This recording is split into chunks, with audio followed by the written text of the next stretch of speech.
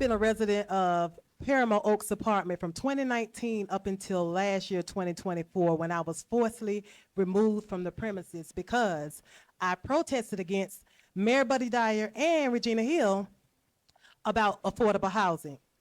Whenever they come in our communities and they say they're going to build more affordable housing, you have to understand it's not for you. It's for the investors. It's the only people that win when that comes. With that being said, we have watched the rents over here at Paramount Oaks go from $975, $1,000. The rents just keep going up.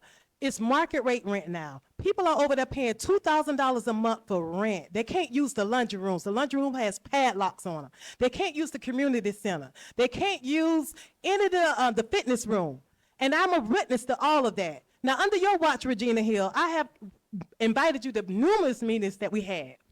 Okay, and it's always been a showdown with you when you do come. To the point fact, I had to say you were not invited to any more of our meetings because you come and humiliate the people when they want to ask questions. But my question is, out of all these apartments that was in this community that was here standing, they've been brought by investors, boarded up, and moved the people out. Griffith Park was tore down, and the people could not come back to this community like they told them, you'll be able to come back and stay in affordable apartments. When they was ready to come back, they couldn't afford the rent at Paramount Oaks apartment.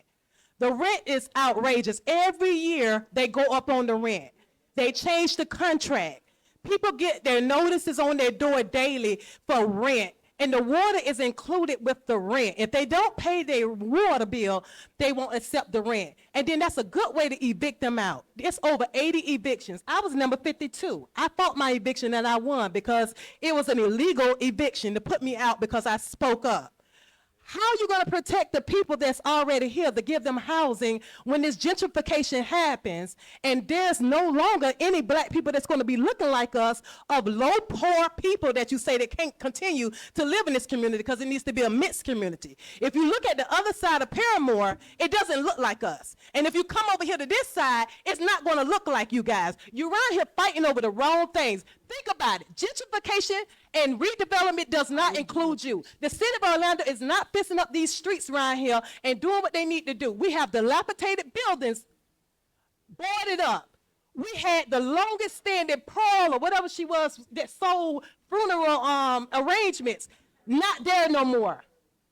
And you're going to say we're going to put more small businesses in the community. You're tearing down the community where none of these people will be able to have a small business in this community, nor live in this community. But so what are you going to do to protect the people over here at Paramount Oaks that's getting put out, evicted out, rents raising every year, and it's supposed to be up under the false pretense of affordable housing? I spoke about this earlier, and I'm not going to address false information. Like I said, the bottom line is I spoke about Mercy Drive. I spoke about the seniors. The increase in rent is because we did not have the proper things in place. We could talk about putting seniors back to work because most of them had to go back to work. We could talk about Paramount Oaks, but if you read the fine print, it was a loophole that allowed them to do this, and that's called true negotiation. You need to be able to look at stuff, and I recall even City Village, Creative Village. I remember what happened there. We asked, what was the $7 million coming for the park? I've watched money go for certain things that don't benefit the whole entire district or Paramore, but I'll say this.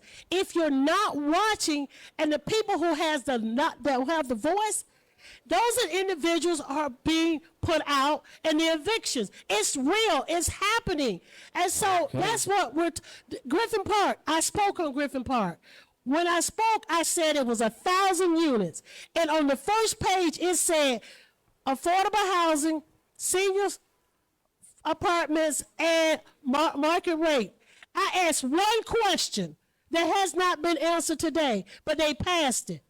How many and how long will be affordable, or attainable? How many will be seniors? That is what you're supposed to do as a commissioner. Have that information before you pass the vote, because you can't go back and rescind what has been done. So when people are speaking up, you can talk about what we've done, but it's effects when you don't do it efficiently and you don't see what's going on 2 to 3 years later. That's what we need to be looking at.